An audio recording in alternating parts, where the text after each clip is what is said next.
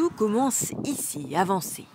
Aux alentours d'1 h du matin, 2 garçons tentent de commettre un cambriolage dans la grange de cette maison.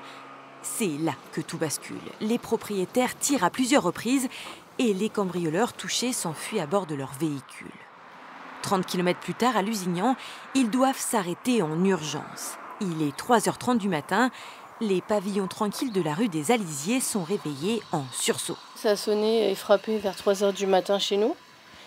Et c'était pour qu'on appelle les pompiers parce que 2 jeunes gens s'étaient fait tirer dessus.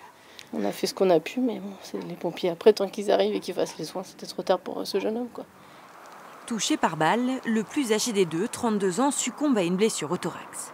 L'autre, un jeune homme de 20 ans touché à la jambe, est emmené immédiatement au CHU de Poitiers. Ce matin encore, les riverains ont l'impression d'être dans une scène de film surréaliste.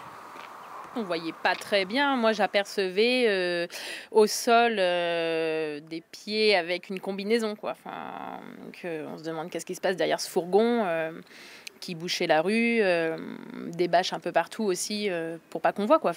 Avec des voitures de gendarmerie tout autour. Un cambriolage qui tourne mal, une victime qui se défend seule, un homme de 63 ans et une femme d'une 50aine d'années en garde à vue. Beaucoup de questions encore en suspens. Dans les Deux-Sèvres et dans la Vienne, les investigations se poursuivent. C'est la section des recherches de la gendarmerie qui est chargée de cette enquête. Une enquête qui est en l'état ouverte de chef d'homicide volontaire et tentative d'homicide volontaire. Les jours du deuxième garçon, originaire d'Évreux dans l'Eure, ne sont pas en danger. L'enquête devrait révéler de nouvelles informations dès demain.